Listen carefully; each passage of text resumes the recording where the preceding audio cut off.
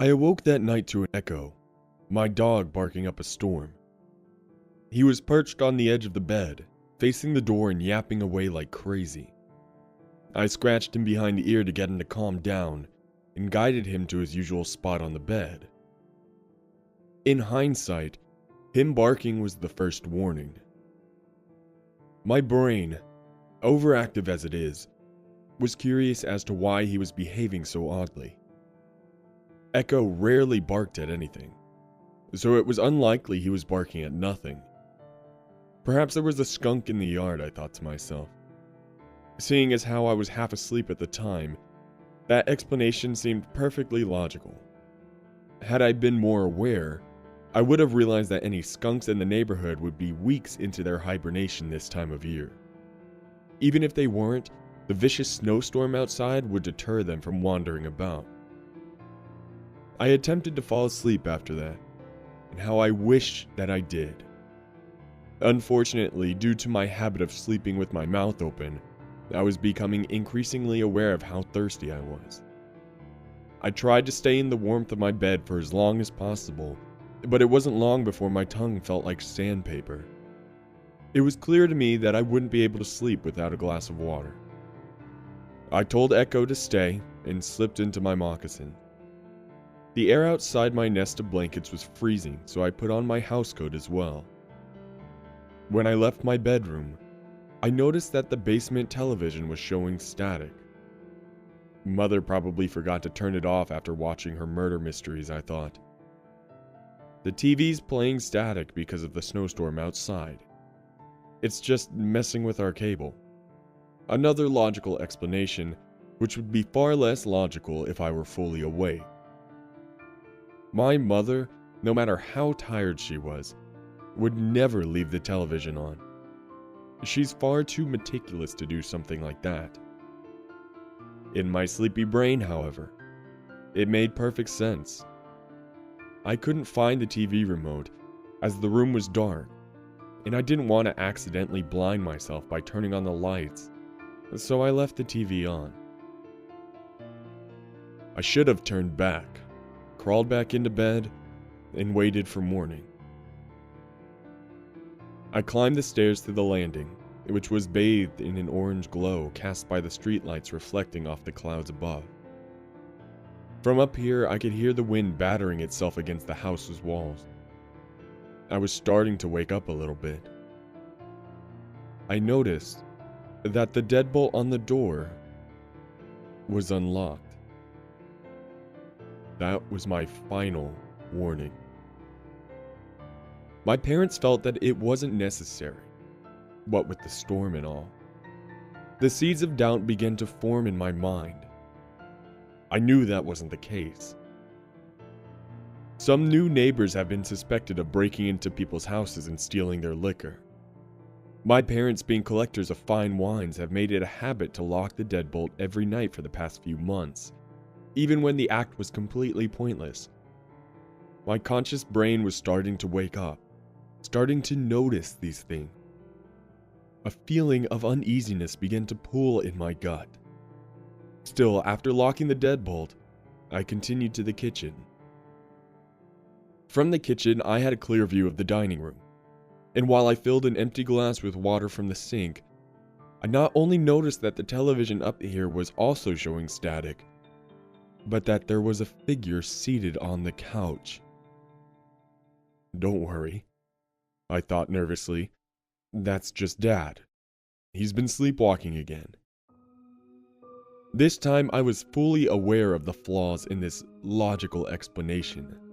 The fact that the figure on the couch was bald and plump while my father is lean and his hair is only beginning to thin. The fact that my father has been taking medications to prevent his sleepwalking. The fact that I could hear him snoring from my parents' bedroom. I tried to disregard these thoughts, to push them to the back of my mind like I had done before. This time, it didn't work. I gently set my glass on the kitchen counter. My hands were cold and clammy, shaking in terror. My heart rate was increasing, and my breathing was rapid. Even in the confusion of the moment, I knew that this wasn't just some regular burglar. I doubted that the thing on the couch was even human. I reached for the phone to call 911, only to find out that I couldn't get any service due to the storm. Frustrated and confused, I started randomly pushing buttons on the keypad. That's when I heard the thing move. The sound wasn't loud, but it was enough to make my blood run cold and send clammy sweat down my back. It was the sounds of bones popping. Not just a few either. It sounded like an entire room full of people cracking their necks, backs, and knuckles all at once. I turned from the useless phone to look at the creature for the first time.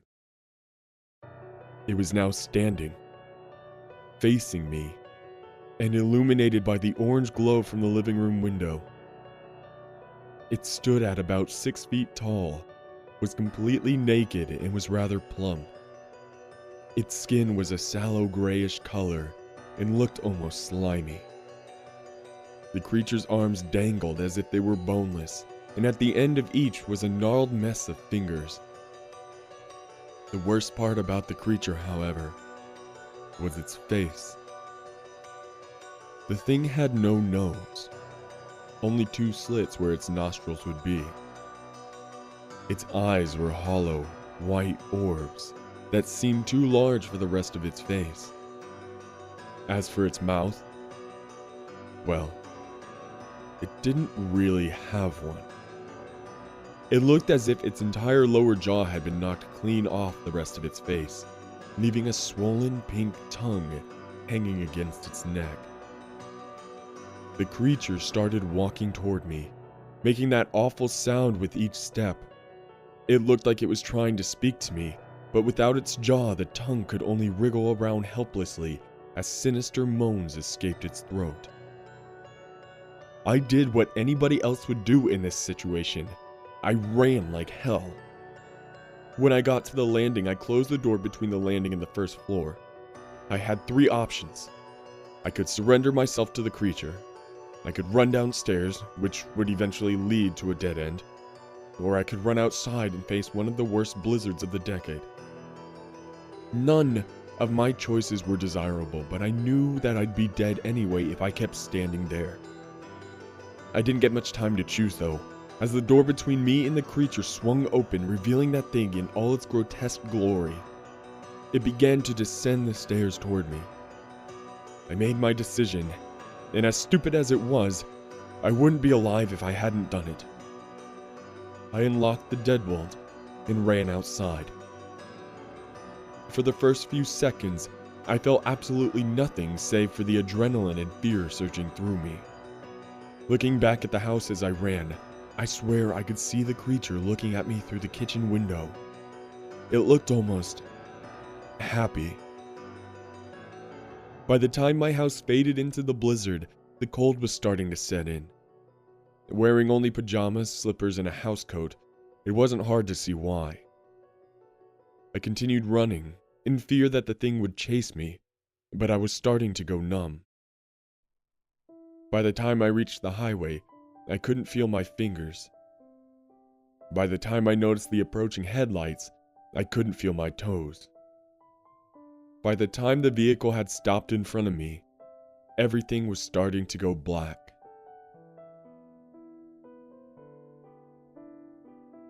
I awoke several hours later to the sound of a machine beeping. At first, I thought the whole thing was a nightmare, that I was back in my bed and that my alarm clock was telling me to wake up and go to school. I began to regain consciousness and realized that I was no longer wearing my pajamas. Rather, I was wearing a hospital gown. There was a nurse standing above me, checking my vitals. Apparently, a tow truck driver had found me on his way to a job. He did what anyone else would do if they found a teenager running like hell in the middle of a snowstorm at midnight, and rushed me to the nearby hospital. I was admitted to the ER with severe frostbite and a moderate case of hypothermia. My parents were contacted immediately, and at first, it seemed like I was going to go back home again. That is, until the doctors asked why I was outside in my pajamas in the first place. I told them the story as I couldn't think of any excuse that sounded less crazy. As one might expect, I was shipped off to the psych ward. That's where I'm typing this now. See, the doctors can come up with any number of logical explanations. They can tell me I was hallucinating, that I was having a nightmare, that I was overstressed. With a medical degree, one can explain any unnatural phenomena with enough pills and prescriptions. But just because an explanation is logical, doesn't mean that it's true. At first, I believed what they were saying. At first, it all made sense. But something that happened later in the day changed that. I was reading a book in my bed, starting to come to terms with what happened, when the TV in my room flickered to life. It was showing static. Outside the window, I could see a gray figure in the hospital yard. Even though I was on the 4th floor, I could tell that it was looking directly at me.